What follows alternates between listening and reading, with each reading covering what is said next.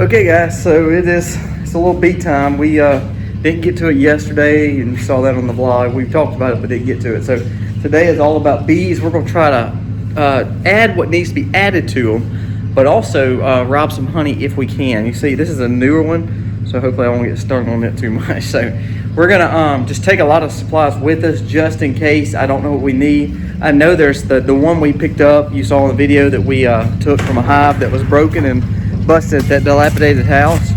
I do know it needs a deed. It's been needing a deed. The problem is with it is it either rained or then we left on that trip. So we're gonna go ahead and try to get this stuff loaded, try to get ready to check on some bees right quick. All right, we checked the first apiary. We're gonna have probably about 4 to 5 gallons for the newest apiary. I'm burning up, excuse me guys. It's 94 out here. I got this on, of course a shirt under that. I got insulated bibs, and then of course boots, 2 gloves, because I am allergic to bees if you haven't noticed and known. So we have hit the jackpot. So we've gotten 5 gallons from across, which is 1 whole box. This one we upgraded to 1 box versus the newts. This one here, we robbed about 9 frames out of here. We took 10 frames out of here. We let this one, we took 5 frames out of here. And this one I've taken a whole box and a half. So far, let's see. All right, this is the bee, this is the honey right here. 1, 2, 3. I got 4 or 5 in the house already from already that I've already put inside to let the bees kind of leave it alone. So we've got 5 full bodies. It'd be 3 shallow deeps full of honey and 2 deeps full of honey. That's phenomenal. That's going to be probably close to 15-20 gallons right there, and we still have our biggest aggressive hive over there to go. So undercoat under here is like I went in the pool and I'm supposed to go in. Look at that. Look at the different colors. This is insulated bibs. So I got shirt, insulated bibs. Look, it's down to the pocket. That's how hot it got. But look at this.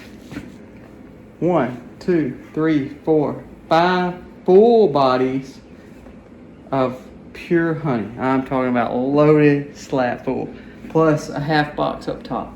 That's probably, I would say, 20 gallons maybe. So very pleased. I really didn't think this was going to be a good year, a good spring. I really didn't. Even though we had a great spring, to me they just didn't seem as active as usual. But man, they showed out. So very pleased with that. All right, we're watching it rain after a long day. So what's going on in here? Rain a little. This is day 2 of blanching corn, creaming corn, washing corn, shelling peas, blanching peas, and putting up peas. I'm drinking coffee. This is only our first pick, so. Yeah, we picked that pink eye purple hull yesterday. Was it yesterday or the day before? Yesterday, and they already need to be picked again. Yeah. So we have put up several back quarts of pink eye purple hull, several quarts of butter beans, soybeans, and then several of creamed corn, and we are still working on corn. So now all that's left is we got to do garlic, got to braid it and dry it, kind of figure it out. And that's Mommy's task for tomorrow. We'll see.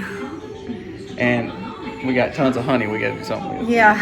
Well, Colby pulled honey today. I've been shelling all day. All day. I had. You did a 5-gallon bucket yesterday, and I did one yesterday, and then I did one today. So 15 gallons of peas and beans.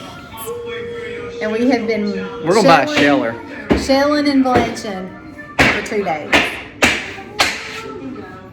And we're watching a baking show because my kids have fell in love with it. So that's why it's so loud in here. Okay, we started doing processing inside because it makes it a lot easier because you actually have cool environment, but also no bees can get to you, even though we keep it closed up. So Aiden's brought the first box in. We've got it here. We've got our extractor. We use the extractor and we have it in our Amazon affiliate link if you want to look at it. But this is the one we use. It's been a great little extractor. I'll be honest with you, we're doing about 60 something frames today. So we may have to invest into a bigger extractor one day, and we'll probably keep this one as just a backup, just for little small things, or if we're helping a guy somewhere off, something like that. So gotta have these two things. Also, this is our bucket that we start cutting the comb off of. We'll keep the wax and the extra comb. It goes right into this bucket here, and then we will do a secondary straining on it. This is the knife we use. I love this knife. Again, we link it in the store. If you're interested in this knife, this has probably been my favorite knife that we've ever had. We've had plenty, the heat spatulas, all that stuff. For me, it just never works. So this is what I like cutting with. Also, we have two different scrapers. The one is definitely the more traditional one you've always seen. If you have seen any bee instruments that you need, this is a great one if you're just trying to cut the comb real quick. It does okay. Sometimes it gets a little extra wax in your combs, in your honey, so you have to do a kind of a second straining. This has probably become one of my favorite tools. This is one of those hacks that were made, and to be honest with you, everybody's like, oh, this won't work. I really enjoy it. Now, it doesn't work if you have comb that's kind of wobbly, but if you got straight comb and you're doing like a 9 super frame, or your bees are pretty good at laying a symmetrical comb, it really does work. So I really like it. Lastly, the last thing we need is we have, of course, our honey buckets. We'll need about 3 of these today. Strainers. We have 2 sets of strainers. They both have double strain. Basically, there's two strainers in one. See that? One's for smaller, and then of course it gets to a really fine honey flow right there. We don't filter any of our honey. We just basically put it in the strainer, just get the wax out. Now here's what we do with the wax. The wax, once it's finished, there's still honey in the wax. So we like to use our wax, so we need to get the rest of the honey out. So after we do that, we use this one as our wax strainer. You see it's got a lot more wax still on it, just kind of old dingy. But we use this to actually pull any extra wax or honey in the wax, just to kind of clean it up too. We'll be able to utilize that honey, of course, but also it cleans our wax a little bit better. So we use 2 sets of those. Again, we have links for all that in our store. And this is a little tool that I made. It's nothing major. It's just a piece of wood. And what I did, I put a little nail or screw on the end. This helps it when I'm sitting over this bucket like this. It helps me kind of prop the foundation up on here, and allows me to be able to use my knife and go ahead and cut the tops of the comb off. A lot of people have these. They're made, or either they buy them. But hey, this is easy. Just grab a stick or any kind of 1x4, or this is just a little 1x1 piece of board. Put a screw in it. It does just fine.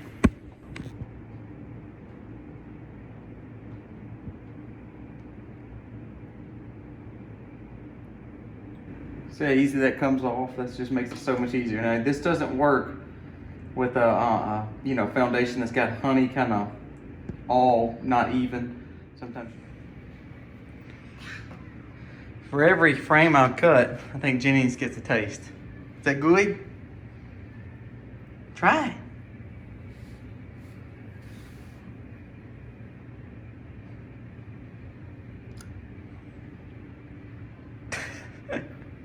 Is that good?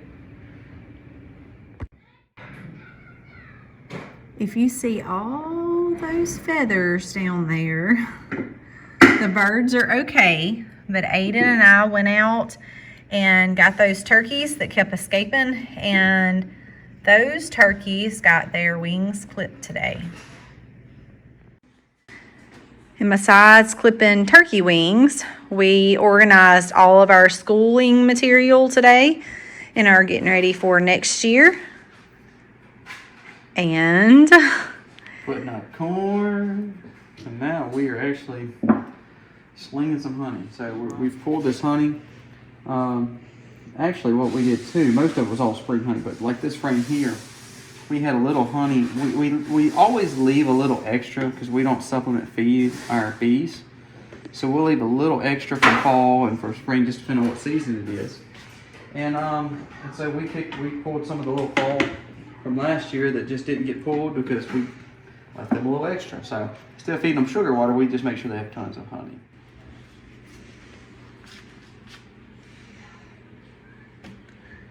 that, if you can see that, I don't think, yeah, you can see the line right here, is from, you said 5 frames? That's from this, yes, 5 frames. 5, and we have about 70? 74, I think, to be exact. Finally finished the corn. That is about 1/4 of what we have, and the rest of it's already in the freezer. There's the rest of the gallon bags on the cob. So we've been super busy today and a long night ahead. What you think? How long do you think it'll take us? Oh my gosh. 10 or 11 tonight? Probably so. Okay, so we're at we're on the third box of 6. We're already done with 5 gallons. We're going to start a new box, and actually we're not even done with the third box yet. So we actually have we've done 21 frames, and we're past 5 gallons, moving into probably 6 and 7, because look, it can't even strain anymore. It's full. So we're gonna go ahead and rotate this out, start the next bucket. This is probably one of the most sought after things that we do. This is open frame, honey. You see there's no frame, no foundation. So we'll come in and cut this out and actually sell it with all the pollen, with all the goodness, with all the honey, with all the comb, everything. So when you're doing these, you just go alongside the outside here and just cut it out of the frame.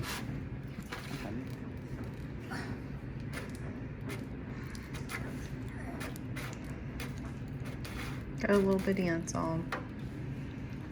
I think 6 don't have a serrated knife.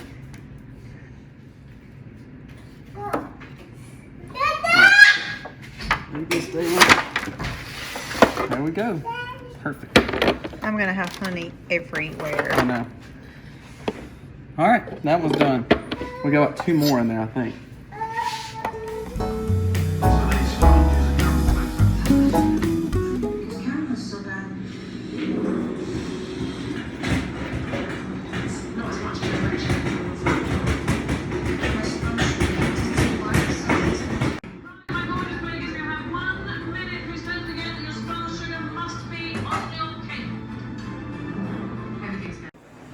All right, so Misty, what time is it? 11 o'clock, 10:57. So we nailed it pretty much on the front part of this video, huh? You didn't see all the fun parts, did you? We are now cleaned up. It's always good to clean it all up. Like I told Misty, it's nice to get to a stop point. All right, so we had this much left of last year's honey, fall honey. So we added about 2.5 gallons here, because we ran out already.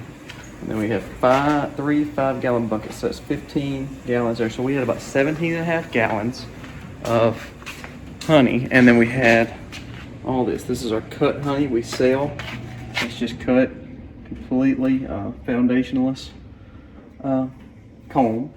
So it allows people to enjoy the benefits of the pollen, the nectar, all the goodness, and also the honey and the wax. So we got all that. We also have this is honeycomb that we've cut off the wax off the top of it.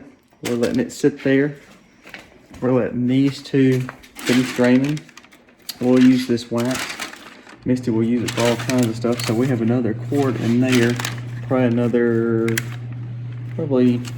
quart in there, and then we easily have another quart in here. And this is not counting some extra right there that we have. So honey is everywhere. But man, it's done. I told Misty it's so good to see the harvest, and it's such a blessing. But when you get finished with it, we cleaned everything up. You know, we've got all the towels washing. We got all the boxes ready. Now the boxes, what we'll do with the boxes tomorrow, we'll actually take these, after I get done milking, before it gets bee time, I'll take all these boxes and lay them neatly against the apiary. And man, they'll clean up all the rest of that comb, clean all the rest of the honey that we couldn't get, the residue, put it back in there, and guess what? We get to have it again. So we are needing to cap off about 2 more hive bodies outside, 2 more shallows. So we'll have probably another 4 to 5 gallons still to get. So we're going to end up getting a little bit more than I thought. We're probably going to be around 22, 23 gallons of honey for spring. Got this cleaned back up. Always remember, clean your tools right when you get done and when you're finished. So